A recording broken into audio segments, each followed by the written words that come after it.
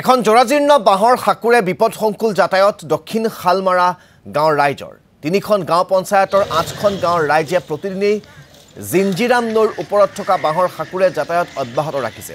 ৩ বছৰ পূৰ্বে কাঠৰ এখন দলং নিৰ্মাণৰ কাম আৰম্ভ কৰিছিল যদিও আজিলৈকে সম্পূৰ্ণ নহল নিৰ্মাণ কাৰ্য, যাৰ বাবে এনেদৰেই ৰাইজে নিৰ্মাণ কৰা সাকুৰে পাৰাপাৰ হৈছে অঞ্চলবাসী। দুৰ্ভাগ্যজনক এটা কথা যে কিছু 2 বছৰমান আগতে আমি শুনা পাইছোঁ যে দক্ষিণ শালমাৰাৰ 22 নং দক্ষিণ শালমাৰা সমষ্টিৰ বিধায়ক যে ৱাজেদ আলী চৌধুৰী ডাঙৰীয়াই আছিল, তেখেতৰ যে বিধায়ক ফাণ্ডৰ পইচাৰে এটা কাঠৰ দলং নিৰ্মাণ কৰিছিলে, মানে আৰম্ভ কৰিছিলে 2 বছৰ আগতে, কিন্তু আজিলৈকে ইয়া সম্পূৰ্ণ হোৱা নাই। ইয়া বৰ দুৰ্ভাগ্যজনক কথা।